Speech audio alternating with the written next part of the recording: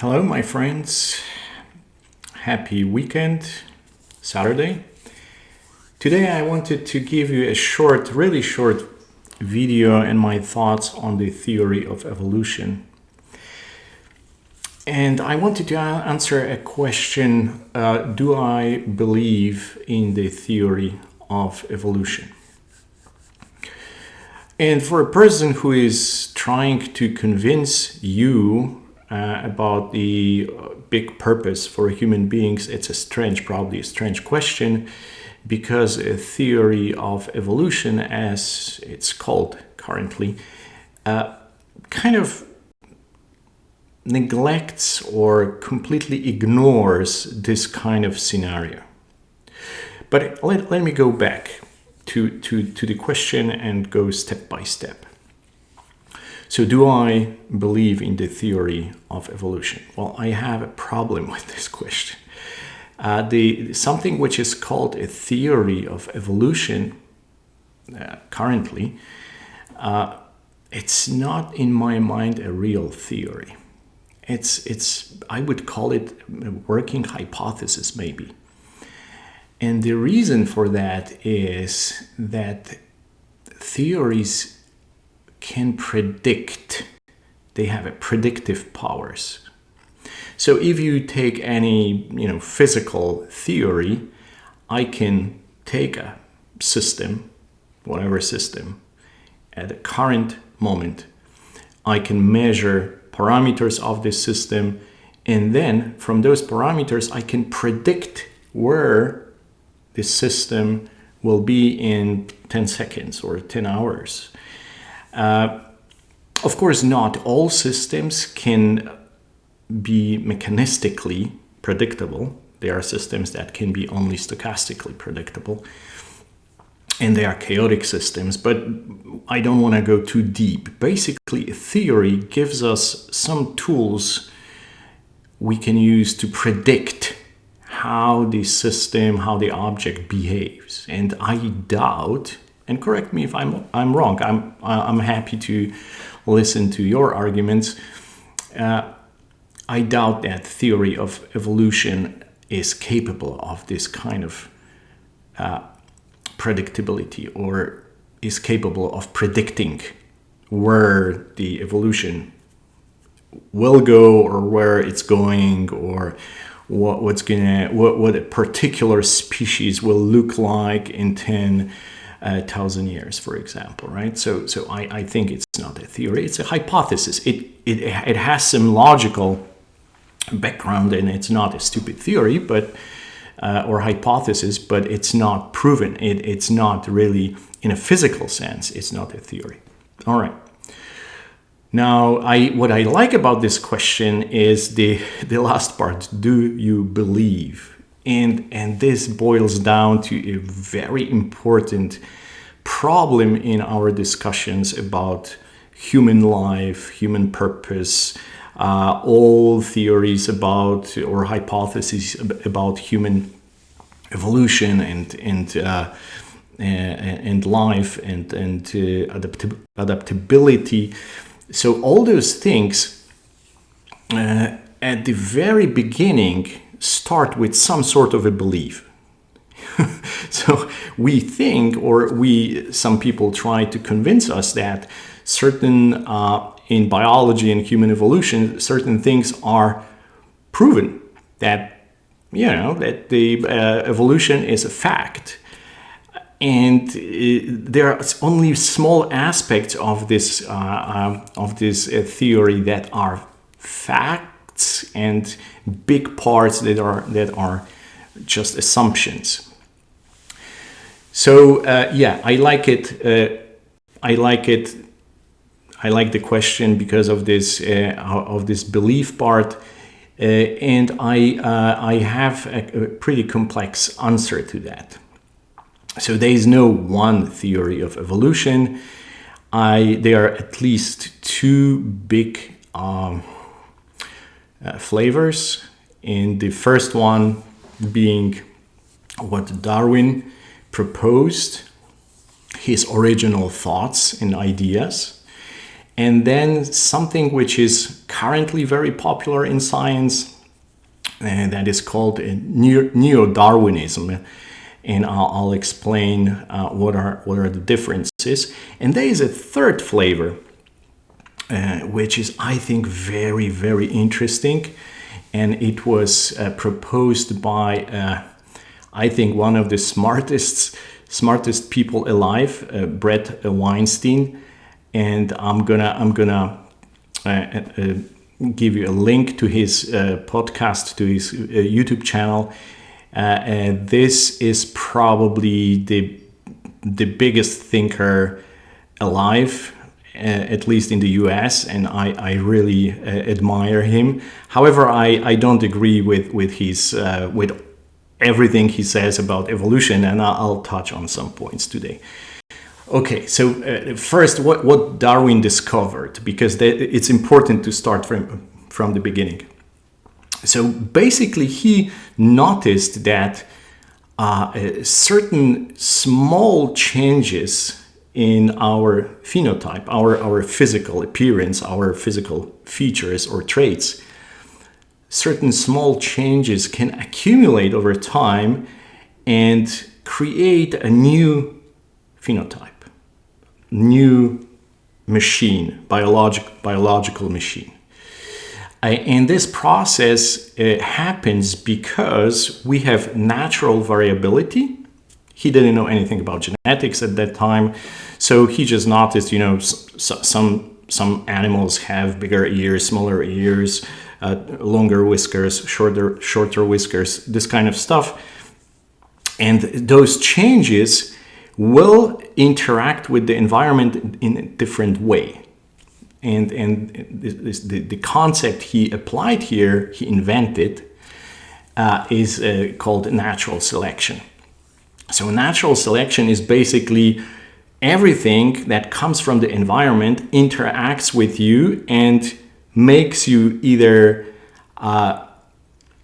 more favored or less favored. If you are more favored by natural selection, you can have more offspring. It boils down to the number of offsprings. So you can have more kids. If you are less fit and natural selection exerts more pressure on you, you're not that successful, you have fewer kids, and this is how certain traits propagate in time along the time axis, and certain traits are just killed by the environment or natural selection. And there's it's not a physical object, of course. In natural selection does not exist. It's a conceptual package that contains all factors that will make you have either more kids or fewer kids. That's it. So when you put all those things together, he said it's very likely that we started with a single organism, and then those organisms they had natural variability, and they evolved into different species. And right now we are at a certain point where we have a certain number of species, and those species are, again, they're going forward along the time axis, and they can either change their phenotype, the appearance features, or they can split even into two different species if the natural selection allows for that. So this is basically what he said. And what I think about it, well, certain things are obvious, right? He was a brilliant guy, but come on. It's very, very obvious that if you are stronger and you are more attractive, your chance of having more kids is higher. That's it. I mean, I'm not going to argue with that. That's true, right? If you cannot run fast, you will be probably not an effective hunter. Or if you have other features, you may be more successful as opposed to other features. That's obvious. I don't even want to comment on that because this is pretty obvious. Now the problem for me is extending this thinking into this. If you go back in time, then his hypothesis that we started with a single organism. I mean, there's no proof to that, right? There are certain hints maybe that we have similar genetics, and yeah, but there's a lot of other explanations that can predict this kind of outcome. So I think that was not wrong, but it was just a hypothesis, and still we have to prove that it's true or not. So I kind of disagree with this part. Yeah, so in the variability, where this variability comes from and why then certain features that are beneficial, they cluster together and they give, a machine that is successful. That's kind of vague and not well explained by him. Now, after him, people discovered genetics, of course, and started to think that the source of the variability, and right now I'm talking about neo-Darwinism. It's not Darwinism, it's neo-Darwinism, that injects into this theory genetics.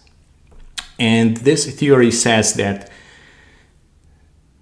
genetic mutation is the source of this variability. So, when our DNA is replicated, there are errors in this replication, and those errors cause variability, and then everything goes as Darwin predicted.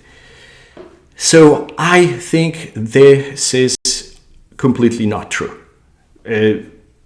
because this randomness is so incredible. And as an engineer who designed a couple of devices in my life, any random change, I mean, the chance that the random change will work, not kill the machine, is tiny. It's just almost impossible. So I've never seen a design that has any type of randomness in it, right? It has to be thought through and tested and retested and corrected, and there are a lot of feedback mechanisms to come up with a feature that will allow this machine even exist, let alone thrive. So the chances are very tiny, and even if you have a mutation in a male animal, and female animal does not have this mutation, when they produce offspring, there's no guarantee that this mutation will be propagated to their offspring, because of course not entire DNA gets transferred to future generations. So it dissolves. So even its mutation in one animal will not necessarily be reproduced, even if this animal is successful, at least not entirely. So there's a dilution going on with this model. So I really doubt that neo-Darwinism has any merit, to be honest. But please comment on this and prove me wrong. I'm happy to learn more, and I'm happy to read papers, to listen to or read your comments and arguments. So please let me know.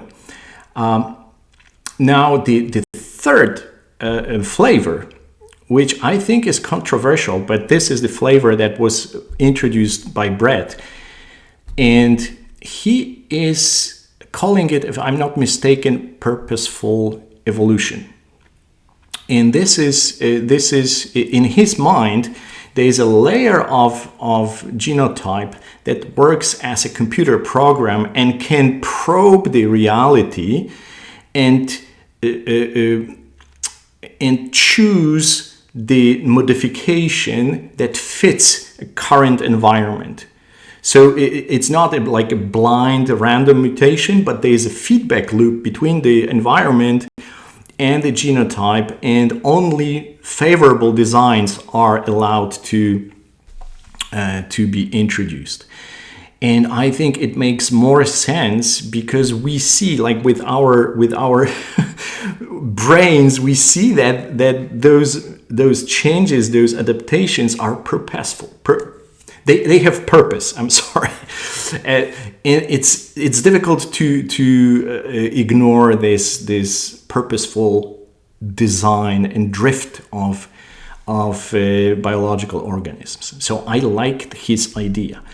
However, I disagree in one very crucial point, which is that this purposeful design or genotype, the only purpose of this feedback mechanism is to produce successful biological machines. And by successful, I mean machines that can have offspring. They basically move along the time axis. I think this is a very limiting assumption. This is probably true what he says. However, he rejects the overarching purpose. So yes, in terms of survival, we may have this feedback mechanism, but I do believe, and I will discuss it, of course, on this channel, I do believe there is an overarching purpose that pushes us in a certain direction. And what Bret mentions is just a small piece of the puzzle. But yes, I do believe that there is a feedback loop that allows for efficient, I have to say, efficient introduction of changes.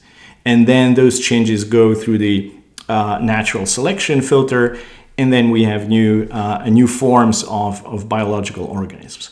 So Bret, if you're listening to this video, let me know. I'm happy to listen to your critique. I know you're gonna completely destroy my argument, and if I missed some points from your theory, please correct me. But yeah, that's my answer to this question. Do I believe in the natural evolution or Darwinian evolution? I have questions. Yes, biological organisms change. That's true. They evolve, they adopt. However, I don't think it's random, and I don't think it's driven by random genetical mutations. Thank you very much. Have a great weekend, and talk to you soon. Bye.